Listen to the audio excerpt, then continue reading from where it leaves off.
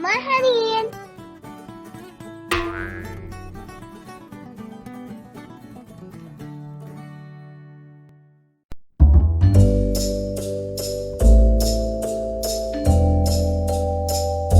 مرحبا يا أولاد وبنات. اليوم نسوي رز بحليب. المكونات هي لتر حليب، سكر، فانيليا، رز. أول شي بنحط الحليب في الطنجرة.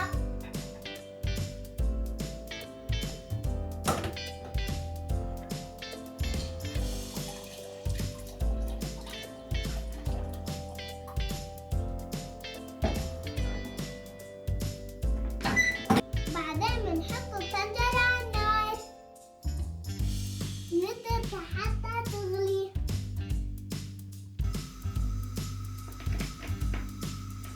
وبعد ما يغلي الحليب بنحط الرز.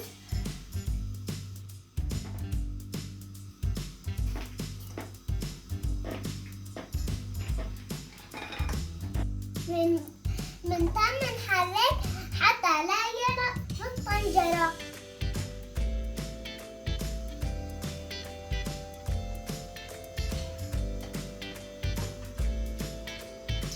كل شوي بنحركه لبين لا يستوي الرز، تقريبا نص ساعة.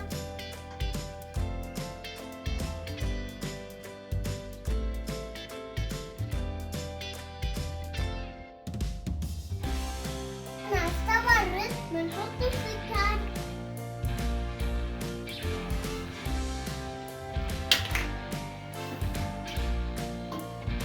ونحركه.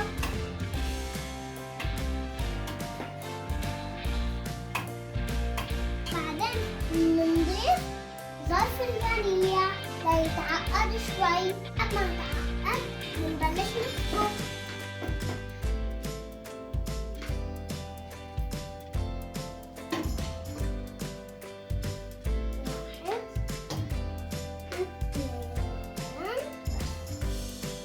بعد ما سكبناه نتركه يبرد. وألف صحة على ألفكم. نشوفكم بمقاطع جديدة. باي. لا تنسوا الإعجاب والاشتراك.